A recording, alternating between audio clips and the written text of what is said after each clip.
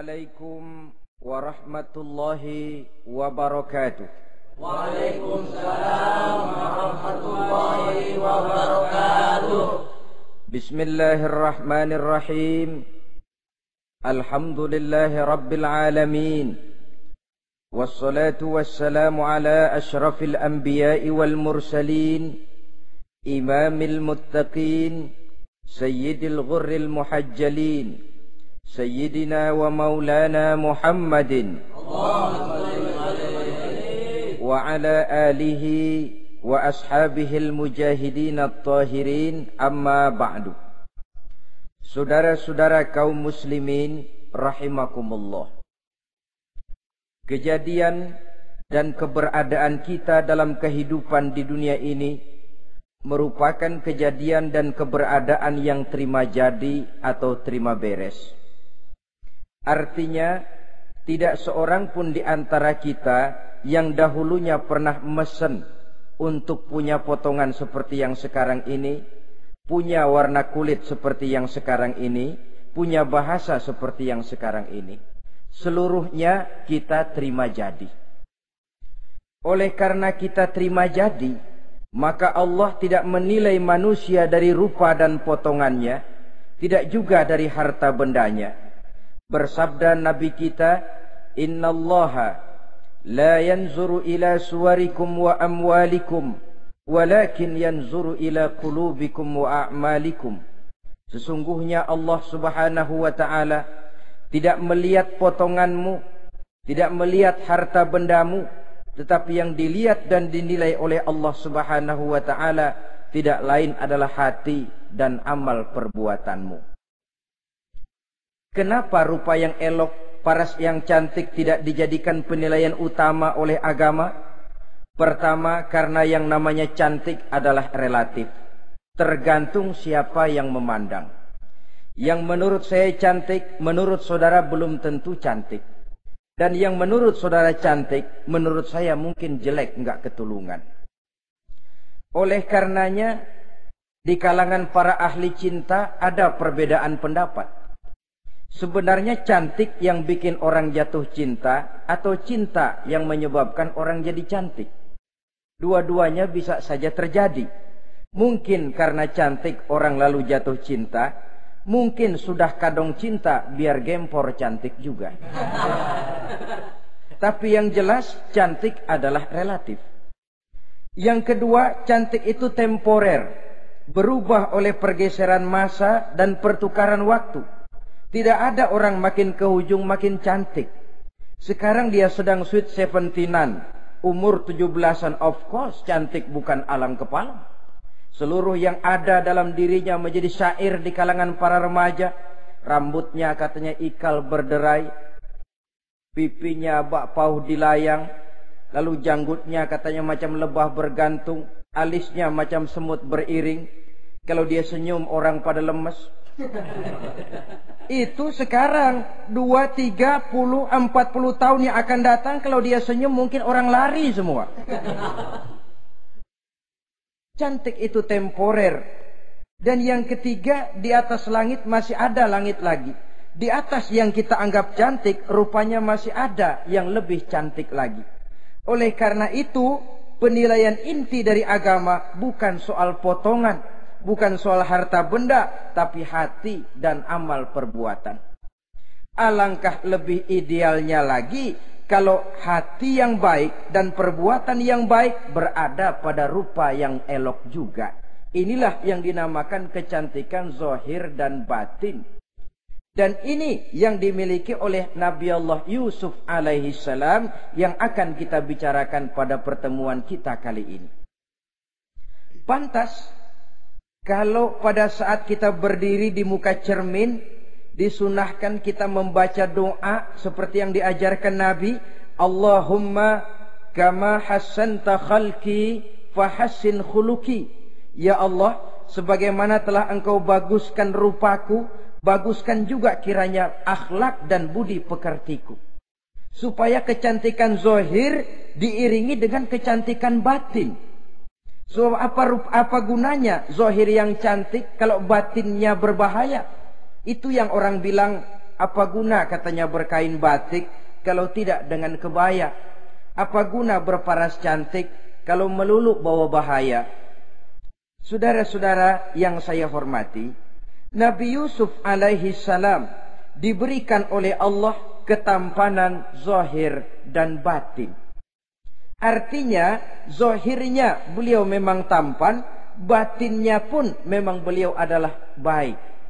Dan inilah kebaikan yang berlipat ganda.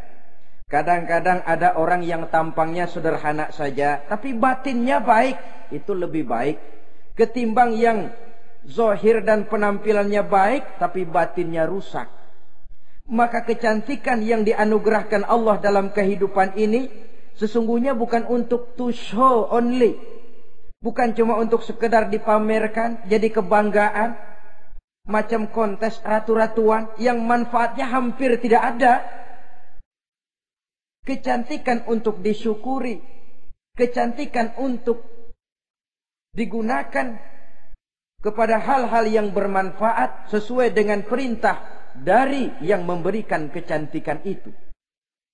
Saudara-saudara yang saya hormati, Nabi Yusuf alaihi salam seorang nabi yang oleh Allah diberikan kecantikan zahir dan juga kecantikan batin. Beliau adalah putra dari Nabi Yakub, dari Nabi Ishak, dan dari Nabi Ibrahim alaihi salam. Artinya, ayah beliau bernama Nabi Yakub, kakeknya adalah Nabi Ishak, dan datuknya adalah Nabi Ibrahim alaihi salam. Ia bersaudara sebanyak 11 orang. Dari 11 orang saudaranya ini, hanya satu yang seibu sebapak, yaitu Benyamin. Sedangkan yang lain adalah saudara dari lain ibu. Nah, sejak kecil, Nabi Yusuf ini sudah memperlihatkan tanda-tanda bahwa di kelak kemudian hari dia akan tumbuh menjadi seorang besar.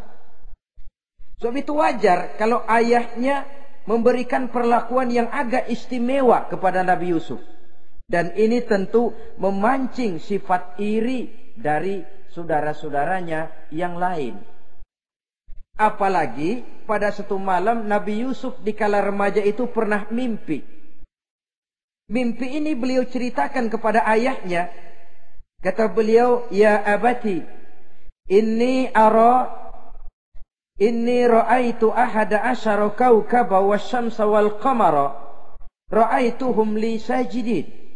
Jadi satu hari Nabi Yusuf cerita kepada ayahnya, "Ayah, saya mimpi." Mimpi apa Yusuf?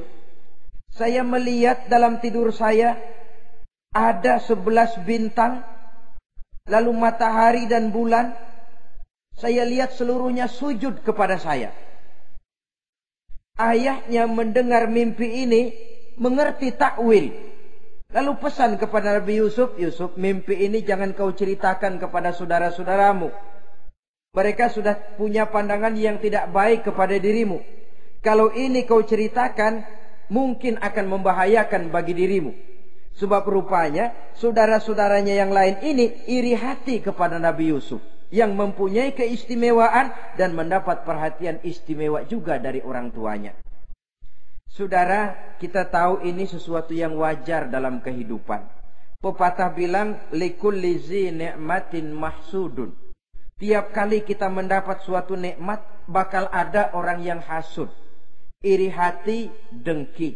Itu watak kehidupan. Kalau kita jatuh miskin, orang tepuk tangan.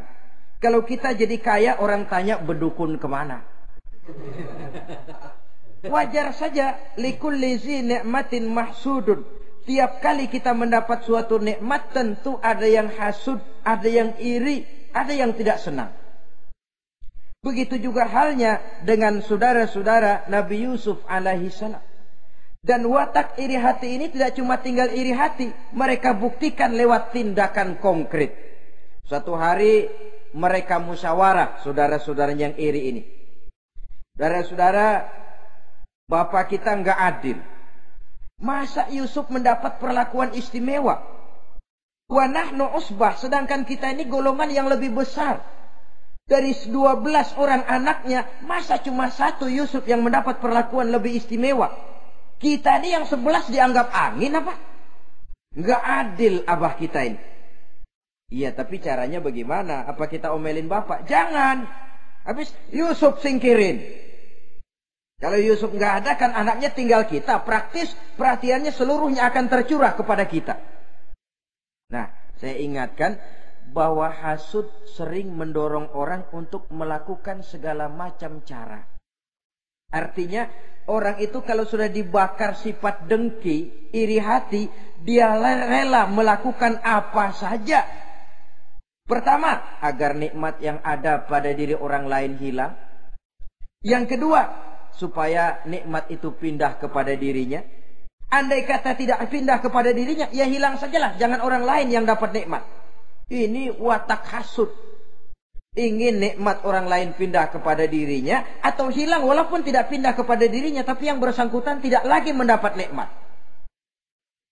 Untuk itu segala macam cara akan dilaksanakan. Ini dicontohkan dari usaha yang dilaksanakan oleh saudara-saudara Nabi Yusuf alaihissalam. Oke, setuju, kita singkirkan Yusuf. Tapi caranya bagaimana? Gampang. Bunuh saja. Kalau bunuh sih rasa-rasanya tidak sampai hati membunuh Yusuf. Lalu bagaimana?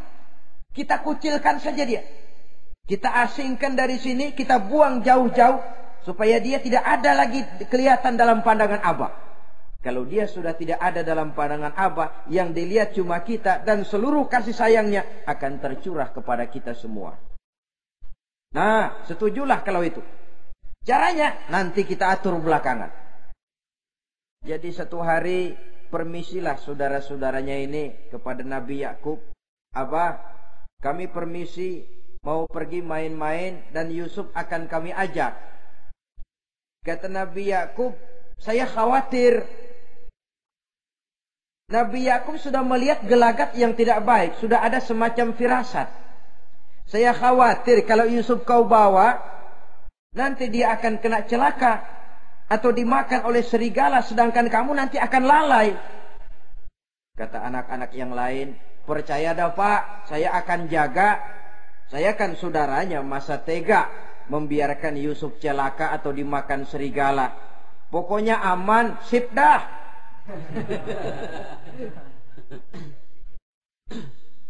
Sampai akhirnya Nabi Yakub mengizinkan. Pergilah 12 bersaudara ini pergi bermain-main. Mula-mula berkejar-kejaran, Yusuf ikut main kejar-kejaran. Lantas buka baju, Yusuf ikut buka baju. Sampai ketika tiba di tepian sebuah sumur tua, rencana yang sudah disepakati itu dilaksanakan.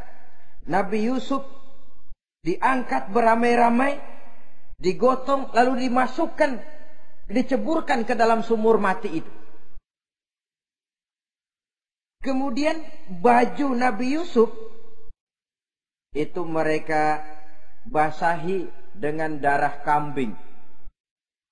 Setelah itu mereka pun pulang menemui Nabi Yakub alaihi salam dengan rasa sedih yang dibikin-bikin. Ini penyakit hasud. Jadi kalau orang hasud kepada kita, begitu kita mendapat kesulitan, dia datang dengan air mata buaya.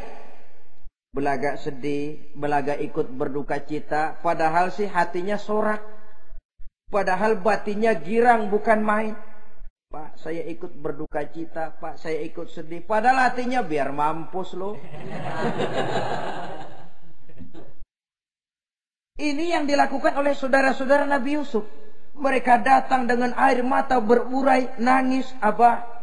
Ketika kami sedang main-main, Abah, kami lupa, kami tinggalkan Yusuf sendirian. Ketika kami balik, kami cuma mendapati bajunya sudah berlumur darah. Barangkali saudara kami Yusuf dimakan oleh serigala. Nabi Yakub tercenung. Ternyata firasatnya adalah benar. Baju Nabi Yusuf itu yang berlumur darah kambing, buatan saudara-saudaranya yang hasud tadi, diciumi dan dipeluk oleh Nabi Yakub. Kepedihan seorang ayah yang ditinggalkan oleh anak tercintanya. Saudara, adapun Nabi Yusuf alaihi salam tercebur di sumur mati itu. Sampai pada satu hari ada khalifah, ada kafilah niaga dari negeri Madian hendak menuju ke negeri Mesir, lewat di tempat itu. Ketika salah seorang mereka bernama Malik bin Dho'ar hendak mengambil air, timba diturunkan ke dalam sumur. Begitu diangkat, ini air kok berat amat. Makin diangkat, makin berat. Sampai di atas, bukan air, orang isinya. Ada orang di ember. Dia lihat rupanya sangat tampan, elok, cantik. Ini barangkali anak bangsawan ini. Parasnya begini cantik, begini tampan. Ini kalau dijual di Mesir nanti tentu harganya mahal nih. Order nih. Objek. Maka dibawalah Yusuf ini ke negeri Mesir. Setibanya di sana diperjualbelikan sebagai budak belian. Nah, nasib baik rupanya Yusuf ini ketika terjadi pelelangan dibeli oleh seorang pembesar istana, seorang menteri yang bernama Kitfir. Kitfir melihat, ini cantik anak remaja ini. Tampangnya elok, parasnya indah, kelihatannya budi pekertinya pun halus. Kita ambil saja ini, kata Kitfir kepada istrinya Zulaikha. Kita angkat dia jadi anak, siapa tahu nanti dia memberikan manfaat yang besar bagi kita. Baiklah. Dan sejak saat itu Yusuf dipelihara di rumah Kitfir dalam istana yang tinggal bersama istrinya Zulaikha. Menurut satu riwayat 10 tahun lamanya Nabi Yusuf tinggal di tempat Kitfir. Dan selama 10 tahun itu tentu terjadi perkembangan baik jasmaninya maupun rohaninya. Dari anak-anak ia berubah menjadi remaja, lalu meningkat ke arah dewasa. Makin matang kedewasaannya, makin tampan dan elok parasnya, makin cantik budi pekertinya, ditempa oleh watak kenabian yang disiapkan oleh Allah Subhanahu wa taala. Sehingga tidak heran ketampanan Nabi Yusuf ini lalu jadi buah bibir di kalangan istana.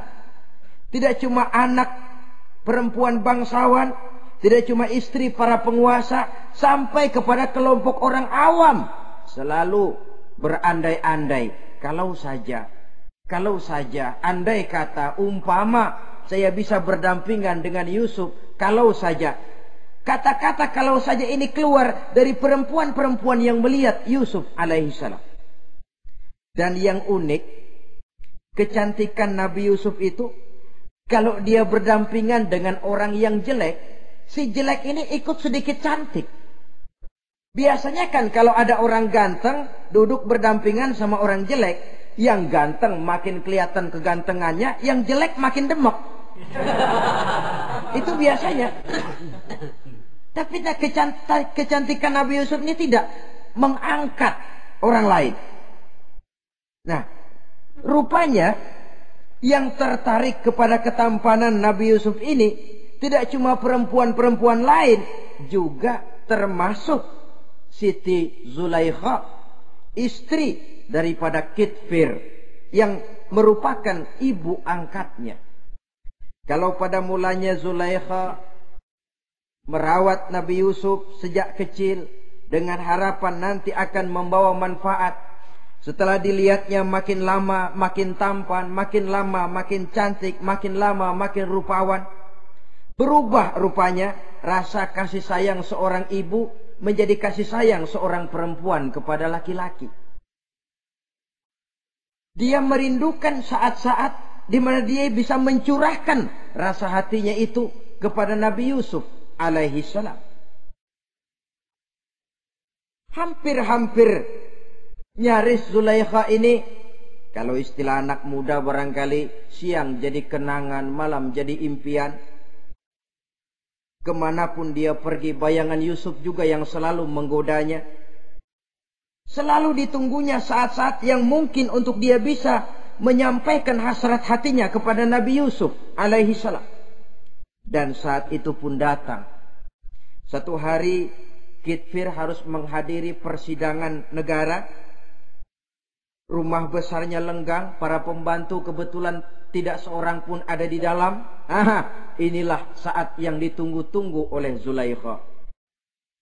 Keluarlah ia dari kamarnya dengan pakaian yang tipis sewarna dengan warna kulitnya, sehingga pakaian dalamnya nyaris tembus.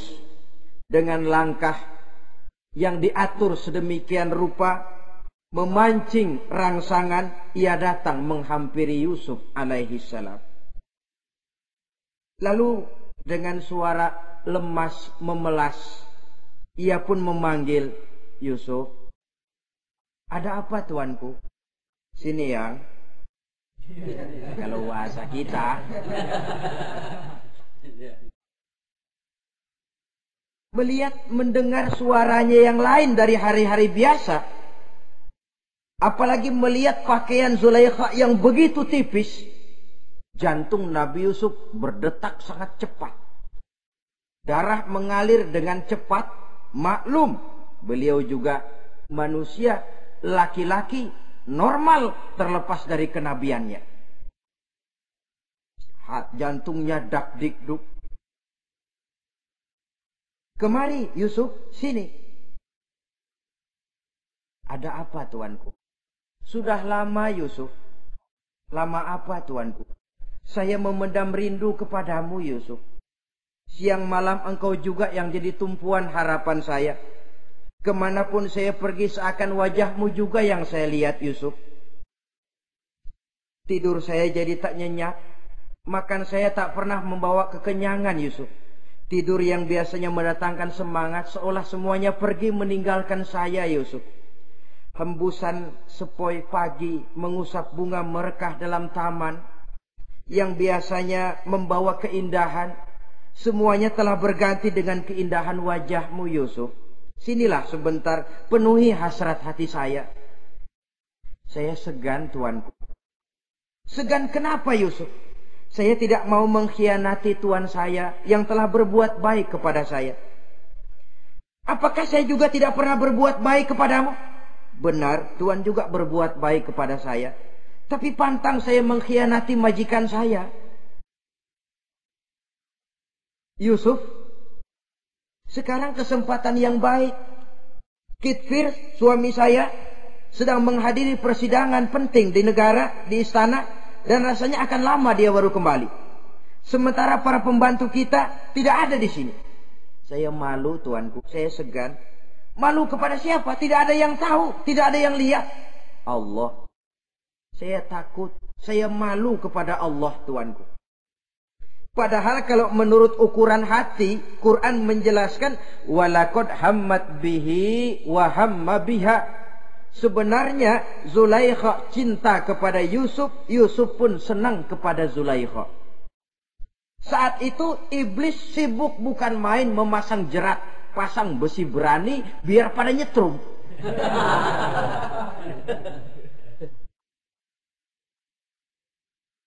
Zulaikha senang Yusuf. Yusuf sebenarnya pun secara manusiawi menyenangi Zulaikha. Walaula an ra'a burhana rabbih.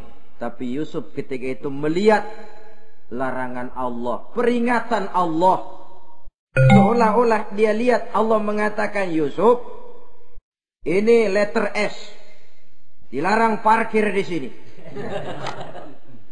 Menurut satu riwayat, Nabi Yusuf melihat ayahnya Nabi Yakub melambai-lambaikan tangan menyetop, seolah-olah melarang dia meneruskan langkahnya. Riwayat lain menjelaskan seolah-olah Nabi Yusuf dibisiki oleh malaikat Jibril. Yusuf, kalau kamu kalah sekarang, kamu sama saja gajah kemasukan semut di kupingnya terus mati.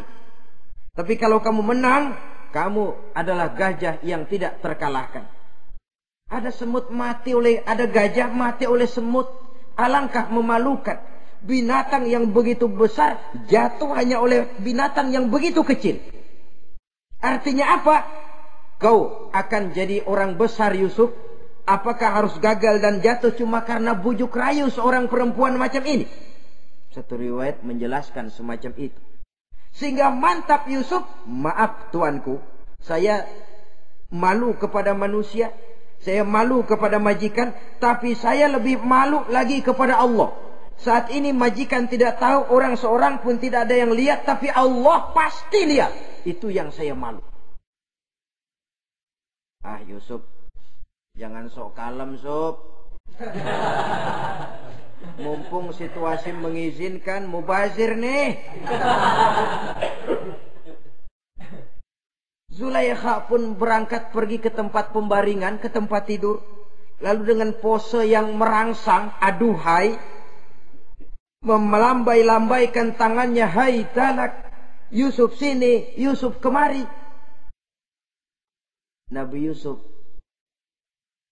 dipelihara oleh Allah. Ketika Nabi Yusuf tetap menampakkan keengganannya, Zulaikha jadi berang. Ya namanya istri pembesar ditolak oleh anak muda yang menurut penilaian dia nggak ada apa-apanya. Lu kan kecemplung di sumur, gua pungutin. Cuma sekedar segini aja nggak mau nurutin.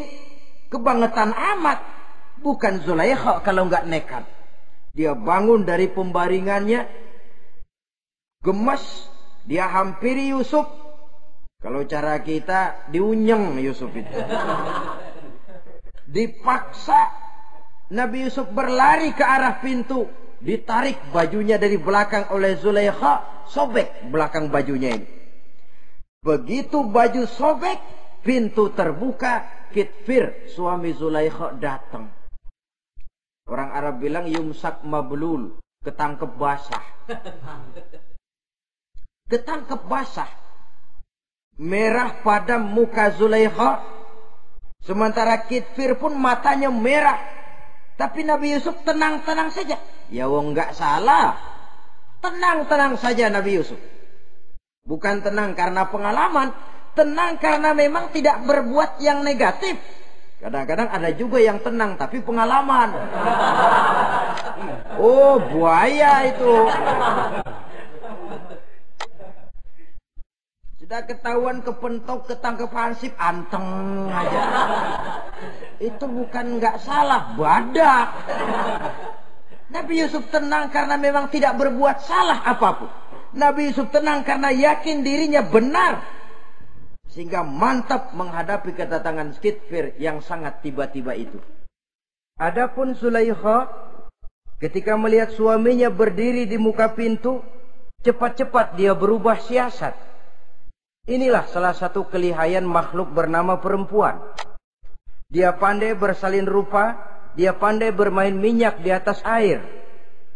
Melihat suaminya datang, roman mukanya pun menjadi sedih. Air mata berurai membasahi pipi.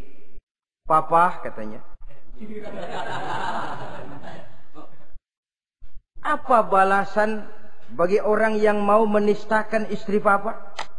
Maksudmu apa Zulaikha? Yusuf gile. Dia mencari kesempatan dalam kesempitan. Dia mau menodai kehormatan saya. Dia hendak memperkosa saya. Kata Nabi Yusuf, bukan saya, Tuan. Saya enggak. Yang benar Yusuf, enggak. Zulaikha yang memaksa saya. Betul Zulaikha, tidak. Yusuf yang memaksa saya.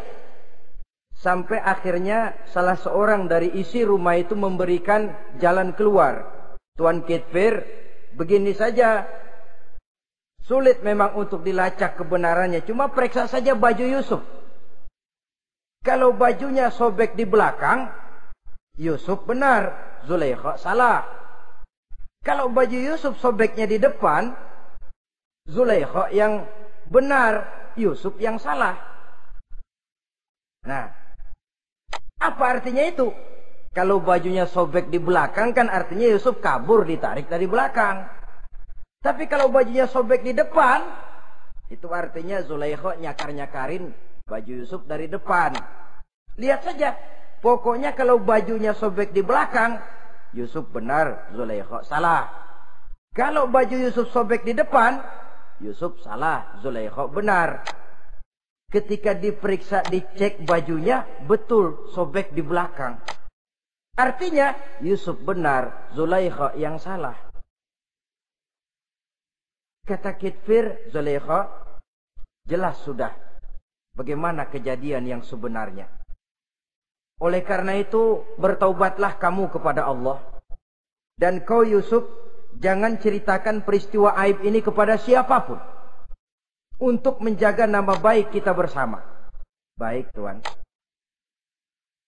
Saudara-saudara kaum muslimin yang saya hormati. Tapi ya bagaimana? Serapi-rapinya menyimpan barang busuk, toh akhirnya tercium juga. Gosip ini akhirnya tersiar di mana-mana, terutama di kalangan para pembesar. Sehingga kalau kumpul para istri pejabat, Zulaikha jadi bahan gunjingan. Kan main bini menteri demen sama budaknya. Nggak salah apa tuh? Jadi bahan ejekan. Ya sebab tentu ukuran mereka yang belum pernah ngelihat Yusuf, kalau duren ketemu duren dong. Masa duren ketemu ketimun ya bonyok. Artinya nggak seimbang. Masa istri bangsawan tergila-gila sama anak angkatnya, sama budak beliannya, nggak masuk rasio itu. Zulaikha dengar berita macam itu. Sampai dalam hatinya, pantas saja kamu ngenyek saya, kamu meremehkan saya, karena kamu belum pernah lihat potongan Yusuf bagaimana. Akhirnya dalam hati Siti Zulaikha ini timbul semacam dendam. Suatu saat gua kerjain loh. Caranya gimana? Satu hari para istri bangsawan ini diundang ke tempat Siti Zulaikha. Duduk di satu ruangan luas. Setelah duduk dihidangkan makanan. Makanannya aneh. Cuma buah sama pisau.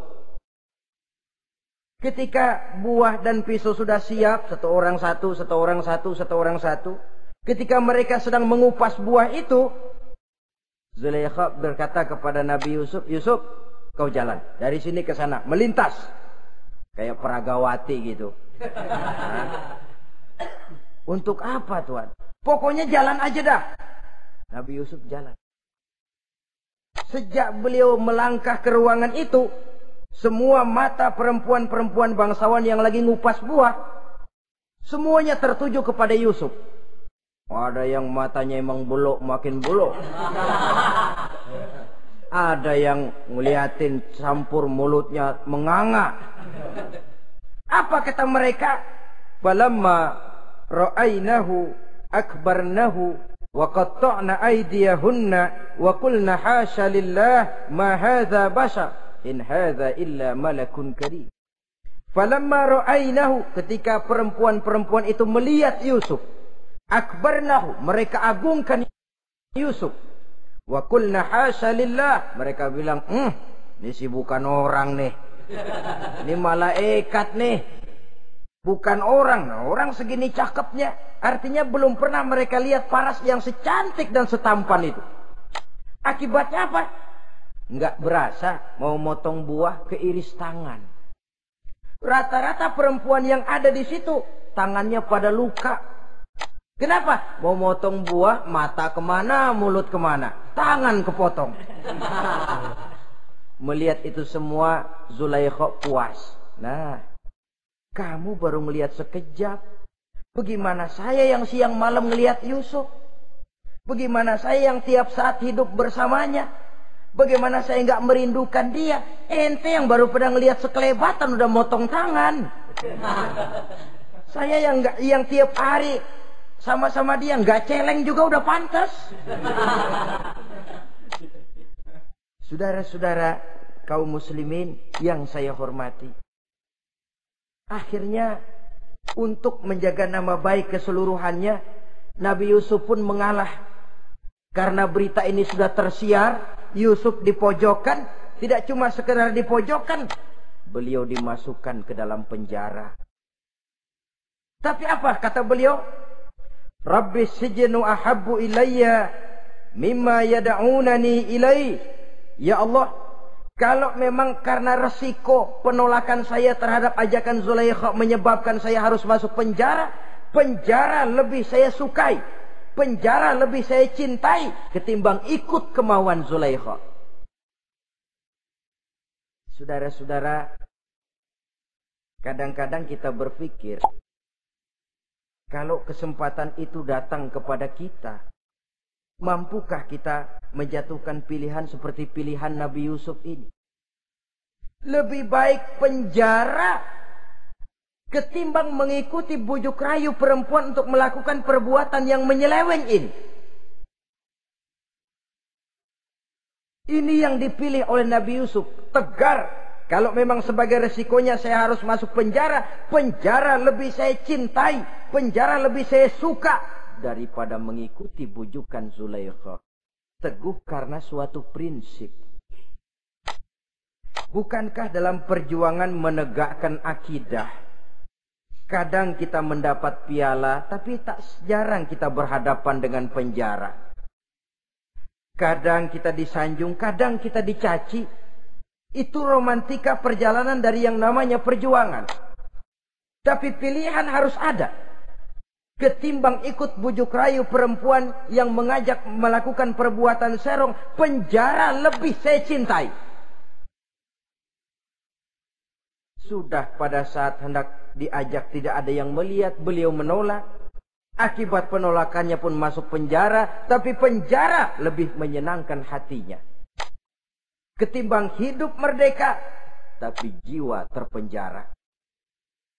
Inilah Nabi Yusuf barangkali. Biar badan masuk penjara, asal jiwa merdeka. Kita sekarang sebaliknya.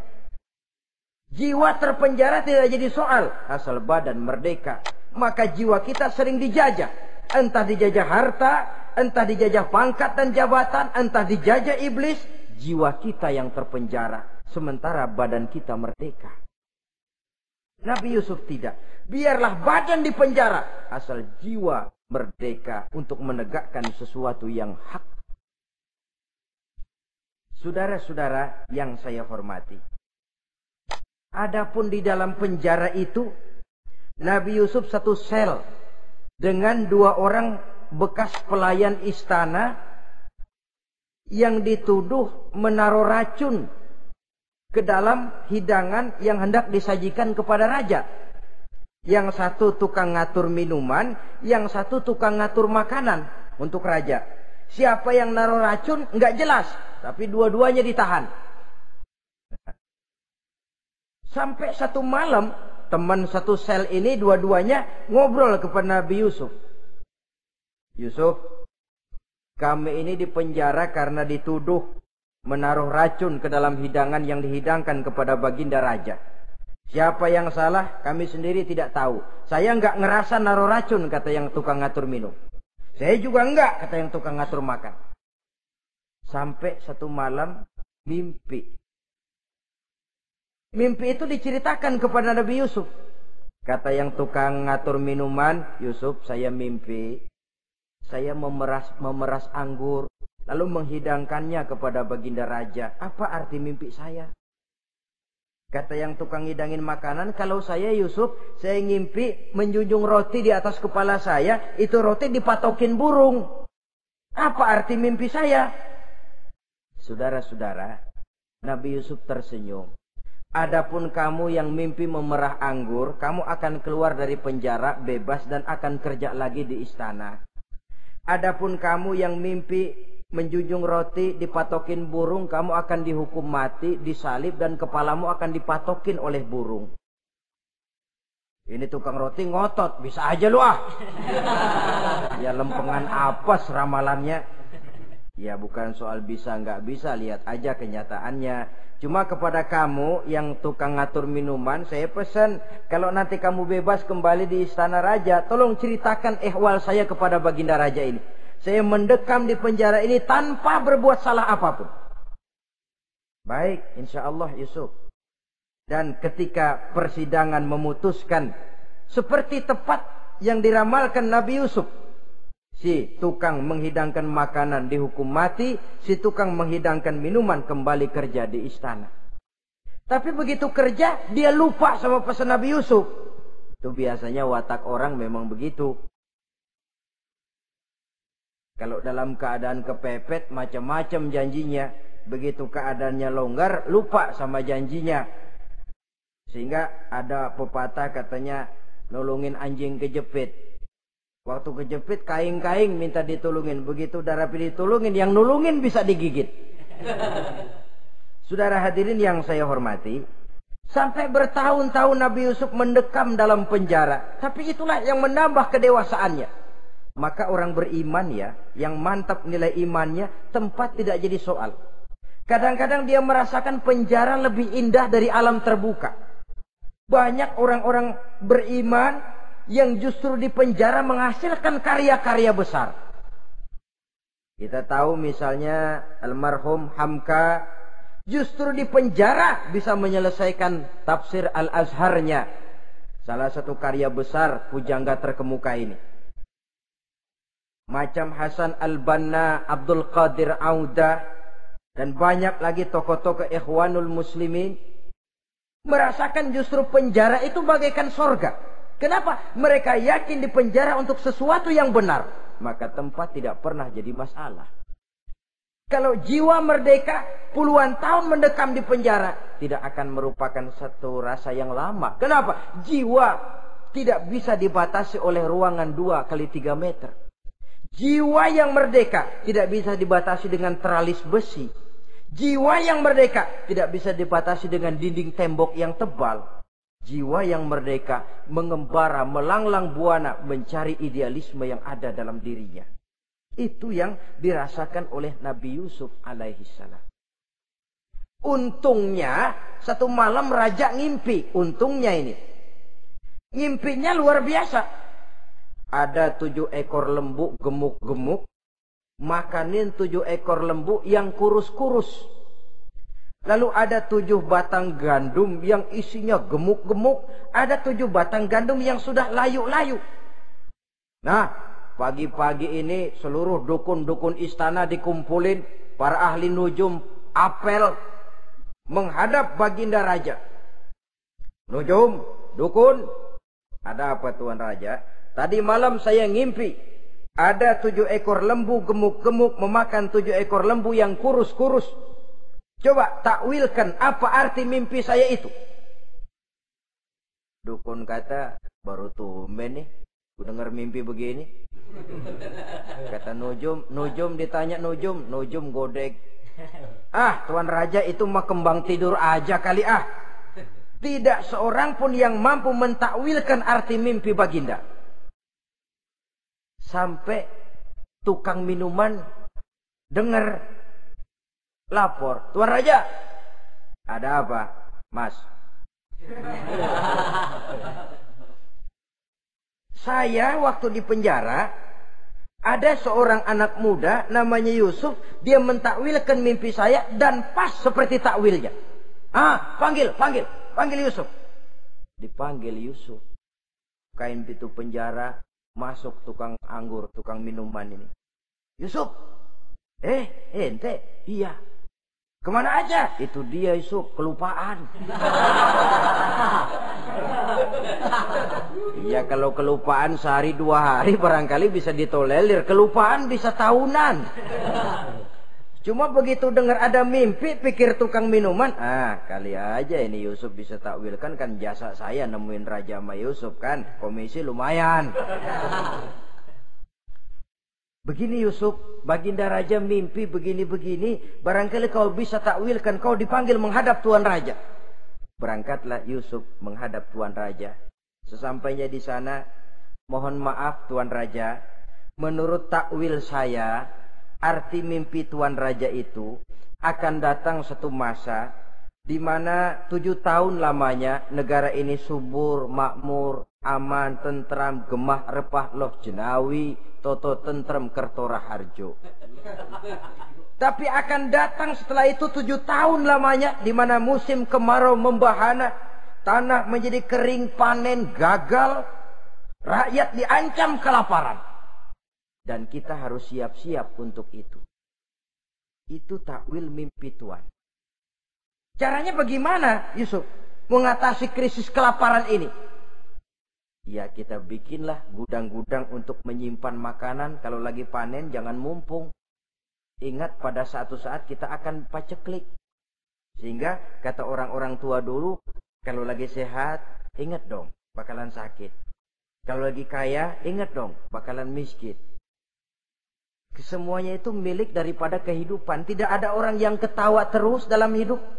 Tidak ada orang yang nangis terus.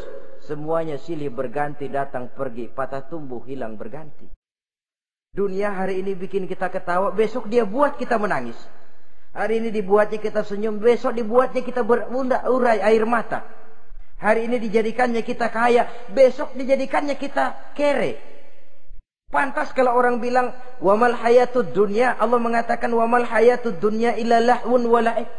Hidup dunia ini cuma sandiwara. Tiap kita sekarang sedang memegang peranan. Ketika memegang peranan, ya jadi orang kaya peranan, jadi kiai peranan, jadi jenderal peranan. Sama saja dengan wayang golek. Gatot Kaca yang bertulang kawat berotot baja, punya ajian beraja musti, gagah perkasa, bisa terbang di angkasa. Hebat perkasa Gatot Kaca. Kapan? Waktu dipegang dalang. Betul apa benar? Gagahnya Gatot Kaca, sakti mandragunanya sang Gatot Kaca. Kapan itu? Waktu dipegang dalang. Begitu peranannya selesai, sama dalang dimasukin ke kotak, diam aja Gatot Kaca. Terbang kek? Enggak, diam aja. Begitulah kehidupan ini. Gagah kita menyandang bintang 4 di pundak. Gagah kita membawa harta yang banyak. Gagah kita membawa jabatan ini dan itu. Waktu oleh sang sutradara dimasukkan ke dalam lubang yang luasnya tidak lebih 1 kali 2 meter. Enggak bekutik. Enggak ada yang lawan. Jenderal yang berbintang 4 dilonjorin, dia yang lihat anteng aja. Habis peranan sudah sampai di situ. So itu wajar. Kata Nabi Yusuf, kalau lagi panen, ingat pada suatu saat kita akan paceklik. Jangan giliran panen besar. Di daerah-daerah kita lihat, sudah panen pesta pora. Bukan bersyukur kepada Allah. Tapi kegembiraan itu diwujudkan dalam bentuk lain. Tontonan yang membuat lupa diri, bermabuk-mabukan. Sehingga kadang-kadang kalau di daerah itu katanya kalau musim panen, musim kawin. Musim paceklik, musim cerai.